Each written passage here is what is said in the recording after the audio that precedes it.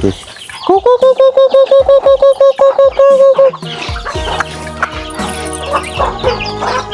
่น้องหลังจากฝนตกฝนตกเบิดมือโอ้ยนอบ้านเบาโกตอนนี้พี่น้องน้ำท่วมแล้วบ้านเบาโกน้ำท่วมเด้อพี่น้องเห็นบ่รู้จักจนชีวิตพุ่นนะก็ตกฝนตก4-5 มื้อเรียนติดเลยพี่น้องจบพี่เบิ่งน้ำมันไหลมาแต่ถึงพุ่นเด้แต่ฟังเขาพุ่นเห็นบ่ปั่นน้ำออกบ่อเลยพี่น้องเห็นบ่พี่ว้าตกมีงบสร้างต่อตกพี่ปาโถพี่น้องท่วมไปหมดเลยน้ำไตบาดาลเขียวเป็นเขียวพี่น้องเด้ดักใจก็คือความฝันก็อยากได้บ้านนั่นแหละพี่น้องอยากได้บ้านให้สำเร็จก็อยากให้พ่อแม่อยู่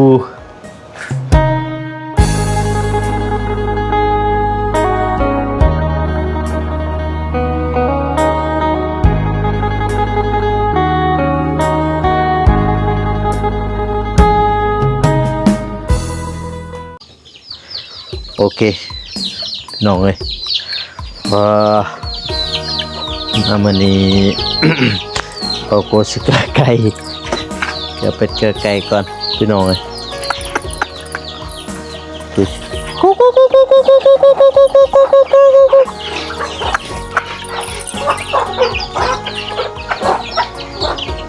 เป็ดเกลือไก่ยำแรงพี่น้องหลังจากฝนตกฝนตกเบิดมือโอ้ยนอเบิ่งพี่น้อยฝนตกทางนี่เปียกหมดเลยเต็มนี่แม่เรามีแต่เจาะเป็นห้องมาทางนี้ห้องระบายน้ำพอดีลงชานเบิด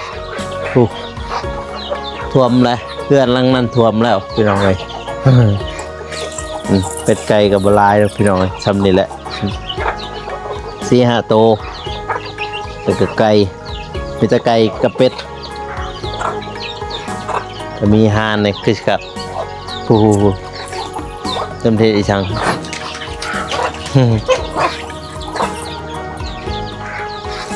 แต่ว่าเป็ดนี่เกลือต่างหากไก่คือเกลือกระต่างหากไปหาไปกันทางนี้ท่วมหมดแล้วเพราะช่วงนี้ก็ไม่ได้ไปถ่ายคลิปพี่น้อยนี่ฮะกับฝนเช้าตกก็เลยมาถ่ายให้พี่น้องได้เบิ่งแต่ว่าแม่บอกว่าเราขึ้นเมื่อหน้าพี่น้อยมื้อนี้ขึ้นเมื่อหน้าเหลือแต่เป็ดนี่แหละสิได้เกลืออยู่แต่ว่าเป็ดนี่สิเกลือต่างหากนี่เกลือไก่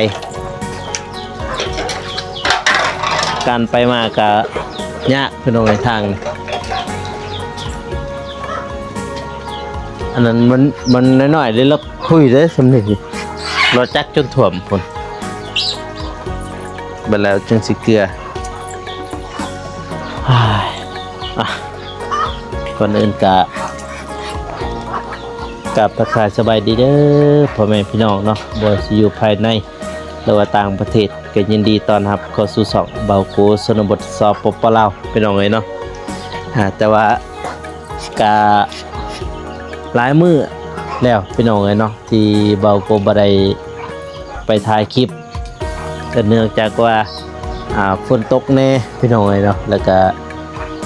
การเดินทางแน่บ่มีงบใส่พี่น้องเนาะพอแต่ละเทื่อเดินทางก็ต้องได้ใส่น้ำมันแล้วก็คือสิพยายามสิไปทายน้องบ้องน้องซาลี่ก็จำเป็นเนาะต้องเฮาได้ซื้อของฝากของตอนเพิ่นพี่น้องเนาะเครื่องว่า รื่องใหม่เต็มมือนี่แหละมีแนวฝากแนวต้อนต้องได้มีพี่น้องเนาะนี่ก็ลายมือแล้วที่เบาโกบ่ได้ไปถ่ายคลิปพี่น้องเนาะเนื่องจากว่าฝนตกแน่แล้วก็ขึ้นมือหัวเมื่อส่วนแน่พี่น้องในอีกอย่างก็บ่มีงบส่วนนี้บ่มีงบน้ำมันนี่แหละพี่น้องเนาะคือทางเงินYouTube ก็บ่พอใช้นำพี่น้องเนาะก็คือง่ายๆคือเบาโกเป็นเสาหลักของเฮือนพี่น้องเนาะแต่ละเดือนมีแต่ได้$100 100 เหรียญน่ะมีแต่2 ล้านแต่ว่าก็บ่พอใส่จ่ายพี่น้องเนาะบางทีก็ให้แม่แน่แล้วก็ตัวเองใส่แน่ซื้อน้ำมันไปถ่ายคลิปแล้วก็ใส่ชีวิตประจำวันเนี่ยพี่น้องเนาะนี่ก็คือเฮือนชานของบาโกพี่น้องแต่ว่าเฮือนหลังนั้นน้ำท่วมแล้วพี่น้องท่วมแล้วอันนี้บ่อนในแห้งเลิกพี่น้องเนี่ยบ่อนนั้นนะแห้งมันเลิกตึกแห้งขนาดแต่ว่าอยู่เฮือนหลังนั้นท่วมเรียบร้อยพี่น้องเพราะว่าบ่มีเงินสร้างต่อเลยบ่ได้สร้างเลยโจ๊ะไว้จังซั่นพี่น้องปัญหาปีและปีที่6และปีนี้เพราะว่าตะกี้มอ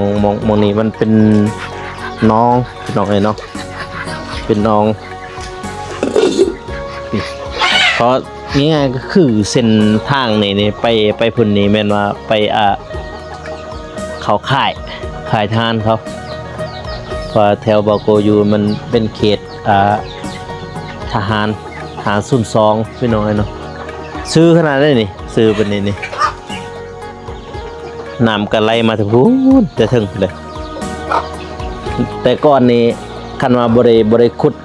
คือห้องระบายจังสี่ดิถ้าว่านำฝนมันตกตลอดคือมือเลยท่วมหมดเลยพี่น้องแถวนี้ท่วมหมดแถวนี้นี่กองล่างนี่ท่วมหมดวันนี้นี่ยัง4-5 มื้อเลยฝนตกนี่4-5 มื้อแล้วฝนตกนี่บ่หยุดบ่เศร้าก็เศร้าผู้ประมาณ4แรงๆถึงพี่น้อย3 โมงคนจึงเศร้าพี่น้อยทางนี้ไกลนึงก็บ่ได้มีลกมีหยังดอกพี่น้อยมานี่มาตัวโอ้ยมาสวบกันเลยมองนี่คือเห็นจากสีนี่สิบ่เลิกได้พี่น้องเลยแต่ไปบุไปนี่โอ้ยพี่จนครึ่งรถถูกอย่างว่าเกือบวิดท่ออันนี้สับเกือบวิดซ้ำพี่น้องเลยแต่ว่าเฮือนล่างนั้นท่วมแล้วพี่น้องเลยเนาะท่วมเรียบร้อยในรายการถ้าว่ามีงบมีหยังกับสิทมนี้พี่น้องเลยคุณและสียำแรงคนเลยพี่น้องสีทมถ้ามีเงินมีงบบ่มีก็จังสีเลยก็คือเฮือนซ่านกันตอนนี้ก็บ่มีงบก็เลยบ่ได้สร้างต่อพี่น้องเลยเนาะอันก็เลยจะลองขี่บ้างหั่นลองขี่บ้างรถจักรนี่เจ้าชายเราขี่รถจักรไปขามไปพุ่นพี่น้องเลยเพราะว่ามองนี่โอ้ยเต็มไปหมดแหละแท่นี้พี่น้องเลยเนาะแปลว่าน้ำท่วมหมู่บ้านในพี่จนหงห้อนนี่คือน้ำท่วมได้บ่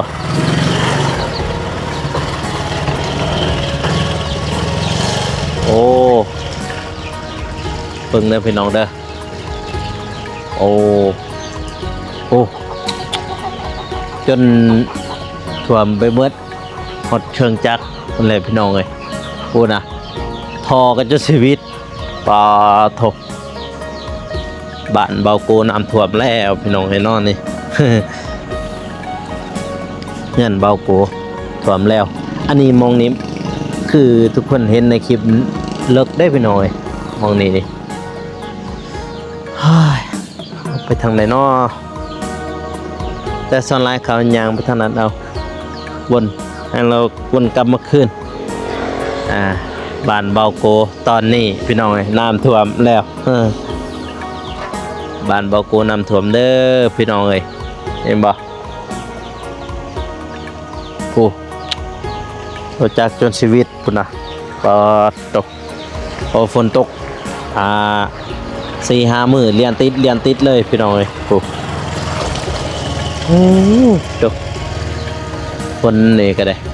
ฝนตกบ่หยุดบ่เศร้าพี่น้องสิเศร้าพี่ ประมาณแรงๆประมาณ3 โมงพี่เฮาก็ไปใช้ก็บ่ได้ถ้าว่าฝนเศร้าประมาณ1 โมง 2 โมงก็ยังว่าพอได้ลงไปทาแต่งไปถ่ายคลิปน้องบองบ่หรือว่าน้องซาลีไปอัปเดตเรื่องห้องน้ำนั่นแหละพี่น้องเอ้ยเนาะถ้าเห็นทีมงานเฮาเพิ่นก็อัปเดตพี่น้องเอ้ยเนาะห้องน้ำน้องบองน่าจะใกล้สำเร็จแล้วเนาะพี่น้องเนาะนี่แหละคือบรรยากาศทางเมืองปากซองพี่น้องหรือว่าบ้านลีเจืองพี่น้องเมืองทัดเมืองปากซองแขวงจำปาสักพี่น้องผู้เขาไปตัวเมืองเบื้องนั่นแหละพี่น้องจากนี้ไปกับบ่ไกลเขาไปหาตัวเมืองแต่ว่าตอนนี้นี่ผู้ใดบ่ฮู้นี่เพราะว่าซื้อเครื่องนี้ซื้อได้พี่น้องนี่เครื่องนี้ซื้อนี่เครื่องนี้ไปพุ่นแม่นว่าเส้นทางเมืองนี้แล้วเบื้องนี้เป็นน้องน้ำพี่น้องเนาะอันนั้นจะขี่ไปต่อไปเบิ่งอยู่หั่นท่าอยู่หั่นเข้าไปทางไหนแหละบุกพี่น้องเอ้ยเดี๋ยวสิบุให้เบิ่งโอ้โถ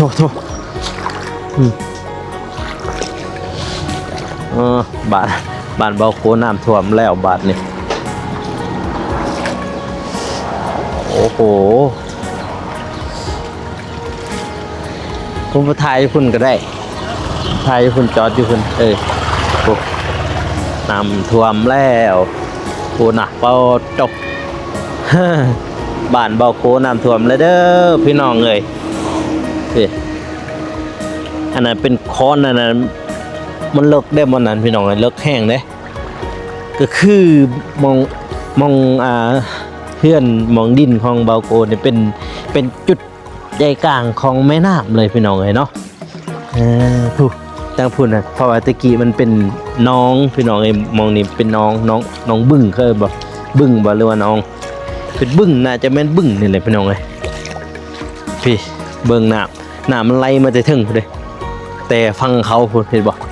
ปั่นน้ำออกบ่อเลยพี่น้องเห็นบอกดิว้าโตใส่ตันจังได้อยู่พี่น้องดิน้ำมันไหลมาแต่เบื้องเขาพูดมาแต่สนถึงพูดแต่เฮือนหลังนั่นเลยสีฝาน่ะฝาแล้วบุกเกิดแต่สีนั่นแหละแต่หานหลังนั่นพูดแหละเพราะว่าตะกี้มันเป็นน้องหรือว่าเป็นบึ้งพี่น้องมองนี่มาเบิ่งทางในเพื่อนเบิ่งนี่ บ่ไปบ่มาเลยพี่น้องเลยเพื่อนชาตินี่ก็มีงบสร้างต่อโอ้ตกพี่ปาโถพี่น้องเลยถ่วมไปหมดเลย น้ำไตบาดาลเขียวเป็นเขียวพี่น้องเลยเด้พุดะปอตกเบิ่งทางในพี่น้องนี่ฮึบพี่หัวมืดเลยโอ้ตาย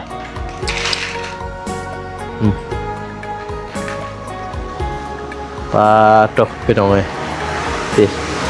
พี่น้ำมันหัวเบิดพี่น้องเลยปลาตกเดินเบาโอ้พี่น้องเลยเนาะพี่เดินเบาโกน้ำท่วมโอ้ตกน้ำมันซึมแต่นี่เป็นน้องไปหัน เลิกเลยพี่น้องเนาะน้ำท่วมบ้านเบาโกน้ำท่วมแล้วก็คือเฮือนหลังนี่แต่ทางครอบครัวแต่ว่าทางเบาโกบ่มีงบสิสร้างต่อเลยก็ได้โจะไว้สำนี้พี่น้องเนาะโอ้โตในใจก็คือความฝันก็อยากได้บ้านนั่นแหละพี่น้องอยากได้บ้านให้สำเร็จก็อยากให้พ่อแม่อยู่ป่าทุกปีน้ำท่วมไปเบิดเลยโอ้เห็นบ่เห็นบ่เขาเจ้าพวกที่เขาเจ้ามีเงินมีค่ำพี่น้องเลยเนาะเขาเจ้าสิทมดินเห็นบ่สิทมน้องตัวนี้ทมเพียงไปเบิดแล้วก็ผู้ที่มีเงินมีค่ำหลายๆก็คือมีงบปุ่นเฮ็ดเขาเจ้าเฮ็ดเฮือนเฮ็ดบ้านแล้วพี่น้องเป้าหลังใหญ่เลยว่าสอนเด้เอาบ่มีก็จังซี่แหละพี่น้องเอ้ยต้องลงต้องเลงอยู่ดิแต่ก่อนนั้นคือเป็นน้องอันเดียวกันหมดแหละพี่น้องเอ้ยเขาเจ้ามีเงินมีคำก็เลยมาถมดินมาถมน้องนี่พี่น้องเอ้ยเนาะโอ้เลิกเติบเด้ตะกี้เลิกเติบเด้แต่ว่าประมาณ2 เมตรพุ่นเด้2 เมตรปลายพุ่นเด้ตะกี้เด้ก็คือสิพี่น้องเอ้ยเนาะแต่ก่อนนี่ในมือก่อนนี่ทางครอบครัวแล้วแถวนี้เนาะในหมู่บ้านเคินบ่ในหมู่บ้านนี่แต่ละหลังเฮือนเนี่ยบ่แม่นว่าอยู่จุดนี้ก่อนพี่น้องผู้เขาอยู่เขตในพุ่นแล้วก็เขาเจ้าจะเฮ็ดอีสังค่ายทหารเนาะค่ายทหารก็เลยให้พ่อแม่ประชาชนใหญ่ออกมาทางนอกนี้พี่น้องทางนอกเบื้องเส้นทางนี่เนาะแต่ปี2012 13พี่น้องก็คือพวกเขาใหญ่มาแต่นั้นแต่ปี2012พี่น้องตอนอยู่นี่เบาโกอยู่ปีเดียวเลยอยู่นี่ปีเดียวปี2013เบาโกก็ไปอยู่นำป่านำลุงอยู่ท่าแตงเลยพี่น้องเนาะแต่ปี2013จะได้กลับมาบ้านปี2024พี่น้องเนาะ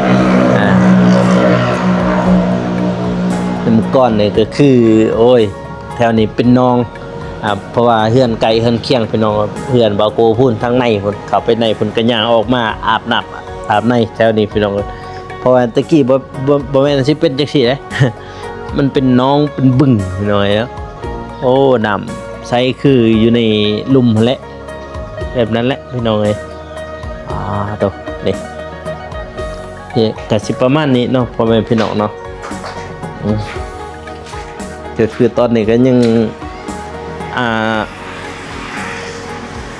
เทแล้วก็โบกแล้วก็ประตูมาใส่ก็เรียบร้อยพี่น้องเลยเนาะก็คือทางในใจบาโกก็อยากให้เฮ็ดเฮือนนี่แหละพี่น้องเนาะเฮ็ดเฮือนเฮ็ดซ่านนี่แหละให้มันสำเร็จเสร็จสิ้นแต่ว่าตามที่เบิ่งมาตามงบเฮาเฮ็ด YouTube มานี่ก็บ่แปลว่าบ่พอสิได้ปานใดพี่น้องเนาะบ่พอสิได้ก็คืองานง่ายๆก็คือทางครอบครัวบาโกก็คือว่าแต่ละคลิปแต่ละครั้งพี่น้องเนาะบาโกเป็นเสาหลักของเฮือนพี่น้องเนาะบางครั้งก็ไปหัวไปส่วนก็เลยบ่ได้ไปถ่ายคลิปนำทีมงานพี่น้องเนาะบางทีก็เมื่อยก็พักผ่อนแล้วก็หรือว่าฝนตกเฮาก็จำเป็นต้องได้อยู่พี่น้องเนาะบ่ได้ไปแต่ว่าถามว่ามีบ่พยางไปมีพี่น้องเนาะบางครั้งเด้เฮาสมมุติเฮาสิกลับมาเด้เฮาเอาไปทุกคนนั้นเฮาเปียกอยู่แล้วพี่น้องเรื่องเปียกอยู่แล้วบางครั้งเขาก็ไม่ได้ไปก็ขอโทษขออภัยเด้อทาง FC ที่บาโกบ่ได้ไปอัปเดตห้องน้ำน้องบ้องพี่น้องเนาะนี่แหละหน้าบ้านเฮานี่พี่น้องนี่คือบรรยากาศยามแลงเนาะพ่อแม่พี่น้องเนาะ ติดกับเส้นทางเลข13ใต้พี่น้องเอ้ยเนาะทางเมืองปักซองแขวงจำปาสักพี่น้องเอ้ยเนาะเพื่อนนี่ก็สร้างมาแต่หาปีพุ่นแหละพี่น้องเอ้ยปี6ปีที่6เลยนี่พอเราสร้างมาเนี่ยก็คือเท่บ่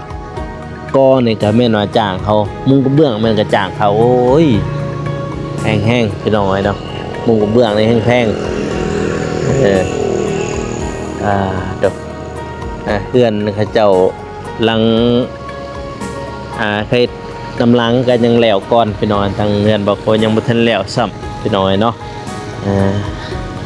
วันนี้ก็มาอัปเดตบ้านเบ้าโกพี่น้องเนาะน้ำท่วมแล้วเนื่องจากว่าพายุเข้าหลายมื้อหลายจะเข้ามาแต่ทิศใดทางใดทิศเหนือหรือทิศใต้หรือทางไทยหรือว่าทางเวียดนามหรือทางกัมพูชาผลอันนั้นพายุในเขาเนี่ยเบิ่งเตมืดคึ้มหมดเลยโอ้คึ้มต่อพี่น้องเลยเนาะโอ้ตกเอากะสิประมาณนั่นเลยเนาะพ่อแม่พี่น้องเนาะคลิปนี้ก็ขอให้พรให้ผู้ใหญ่ทุกท่านผู้เพิ่นเบิ่งอยู่นี่เนาะก็จงมีแต่ความสุขความเจริญปรารถนาสิ่งใดก็ขอให้ได้สิ่งนั้นให้ได้ดังสมปรารถนาหรือว่าเฮ็ดเวียกธุรกิจอันใดก็ขอให้ราบให้ลื่นทั้งพ่อทั้งแม่คลิปนี้ก็เบาโกสิได้จบไปเพียงเท่านี้เนาะก็อย่าลืมฝากกดไลค์กดติดตามเพื่อเป็นกำลังใจให้เบาโกเฮ็ดคลิปต่อๆไปเด้อพ่อแม่พี่น้องเนาะสำหรับคลิปนี้ขอกล่าวคำว่าสบายดีพี่น้องเอ้ยแล้วเจอกัน EP หน้าเนาะบ๊ายบาย